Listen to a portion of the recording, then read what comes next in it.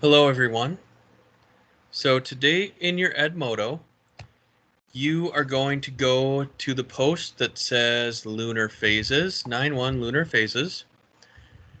So we have the link for the reading, we have the practice questions, and we have my email where you send your assignments. So I already have the reading open.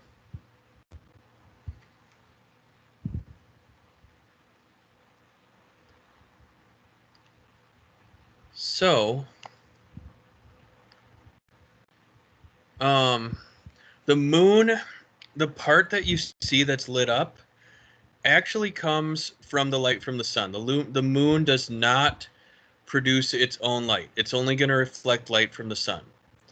Now the moon is going to have different phases because it orbits around the Earth. And depending on where it is in its orbit is going to depend how lit up it looks. So one orbit of the moon is going to take about 28 days. All right. So a full moon is going to be when the whole side facing the Earth is lit. Okay, so this happens when the Earth is between the moon and the sun. So we have the sun. Let's say we have the sun here. All right, we have the Earth here, and then this is our full moon. This is because the sun is shining on this entire face of the moon. Now remember that moon's orbit is a little bit different from the sun's orbit, so we're not going to get we're not always going to get a lunar eclipse when the Earth is between the moon and the sun. It's not going to happen every time. So about a week later, the moon gets to the quarter moon phase, and only half of the moon's lit surface is visible from Earth. So that's where you see a half circle moon.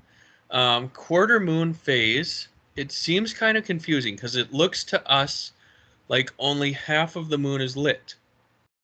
But you have to remember only half of the moon is facing us, so half of one half is a quarter.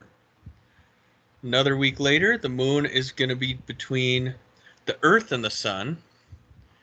So we have the sun, we have the moon, and then we have the Earth. So the side of the moon that's facing the Earth is going to be completely dark because the side facing away from Earth is going to be the side that's lit up by the sun. So this is called a new moon. Sometimes you can see the outline of the moon in the sky because the sunlight is going to reflect off the Earth and hit the moon. All right, 1 week after that, we have quarter moon. And then one more week, it's going to be full. So before and after the quarter moon, we have gibbous and we have crescent phases. So with the crescent phase, the moon is less than half lit. So what appears to us is going to be less than half lit. This is when it looks like a little sliver or it has the crescent shape. During the gibbous phase, the moon is going to be more than half lit.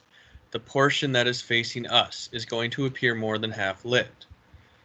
So the moon is going to undergo a complete cycle of phases about every almost 30 days. All right, so make sure you complete your questions and turn them in to me.